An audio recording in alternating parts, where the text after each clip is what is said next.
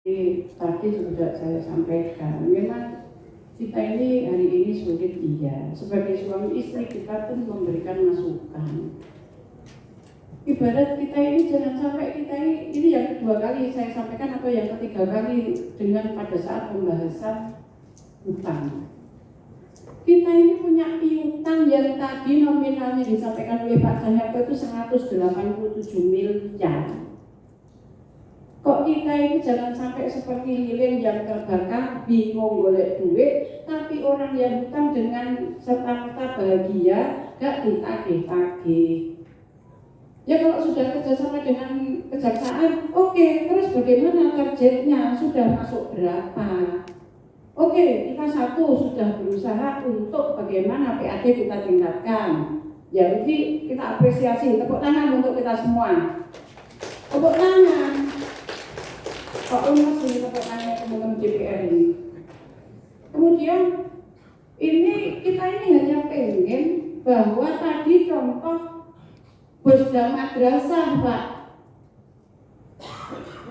dana habis pakai 4 miliar lebih, ganti kelambi ternyata masih tetap masuk, gak di drop. Kenapa tidak justru untuk madrasah-madrasah ini contoh? Atau kemarin Garda Ampuh yang ternyata yang disampaikan Pak Sekda dan kegiatan sosial lainnya itu 7,6 tapi dinaikkan menjadi 12,2 miliar. Kenapa itu nggak di drop? Selesai sudah, paling tidak ada anggaran 10 miliar yang bisa kita berikan kepada madrasah.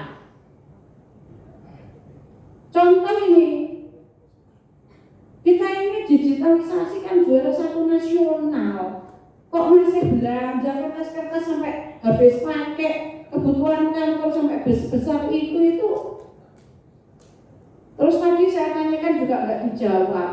Anggaran untuk narasumber 44 miliar itu saya pengen jadi narasumbernya, terus tertarik saya mau daftar biar saya tambah tumbuh. Kita ini ingin pertumbuhan, iya. Meskipun bagaimana dengan kondisi yang terjepit, tapi bagaimana kita ini tetap bisa bangkit. Jangan terus anggaran kita ini di pendidikan ini meskipun katanya efisiensi juga ternyata masih 1,2 triliun kok. Bukan yang sesak-sesak di dada kok. Masih sangat bisa bernafas dengan gembira. Jadi jangan lagi kita dialihkan melebar ke sana kemari. Kalau ini harusnya fokus pada pendidikan, ya pendidikan. Saya selalu menyampaikan kalau memang butuh ditambah, ya ditambah. Tapi sing gak penting, sing primer itu utamakan, sing tersier, sekunder kalau perlu dibuang. Jadi kegiatan-kegiatan yang sifatnya itu kurang mendukung target-target untuk peningkatan IPM, kalau perlu ya di drop. Itu yang teman-teman DPR tadi sampaikan, termasuk 9 target prioritas bupati ini. Kalau kita nggak mendukung kan salah. Maka reformasi birokrasi yang ke-9 ini di targetnya di situ tidak ada, sehingga SD itu kepala SD, kepala SMP kemarin saya melihat di medsos itu banyak yang ternyata banyak yang PLT. Ada berapa itu yang SD PLT, yang SMP PLT, yang PAUD yang di bawahnya, yang negeri itu PLT ada berapa? Harusnya ini segera diisi sehingga bisa betul-betul maksimal, permasalahan-permasalahan segera bisa dieksekusi. Belum lagi yang di SKPD yang sudah sering disampaikan oleh teman-teman DPR, diingatkan karena itu pesan terakhir dari KPK. Jangan kita ditakut-takuti, kita ini sudah mendengar sendiri. Bukan karena kita sentimen, tidak, justru karena kita sayang. Kita ingatkan, karena ini pesan target, bukan pesan, target 9 prioritas dari Bupati dan pendidikan ini yang ke-7. Yang ke-7 ini saya ini Mas Patmo, bagaimana peningkatan pendidikan yang inklusif ini saya. Nah, jadi maksud kami itu contoh 9 miliar untuk buta aksara. Yang buta aksara itu tadi 4,3 8 tadi ini saya tulis 4, hari ini 38,7 itu 38,7 itu dari berapa orang di Banyuwangi yang buta aksara? Ada 1.000, ada 2.000, harus jelas ini Pak Retno.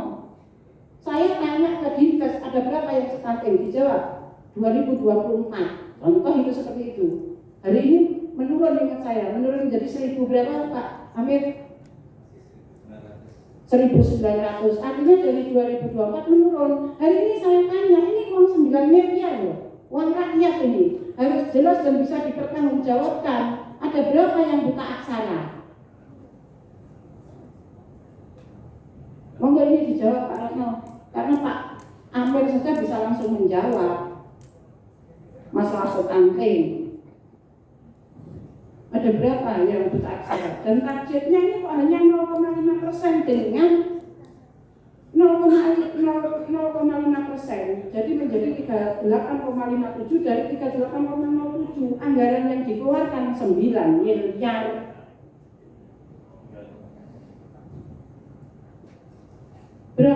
Berapa ini? Pak Retno dicari datanya dulu. Tolong teman-teman dibantu Pak Hendri itu ya di sana ya. Di RKA mungkin bisa langsung dicek.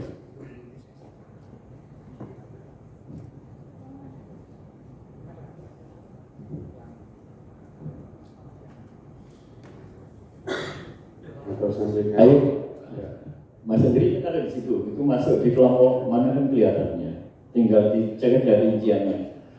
Kalau sulit mungkin saya minta dibuka yang ATK dulu ya. Sebenarnya ATK Dinas Pendidikan ada berapa? Yang alat tulis kantor ya.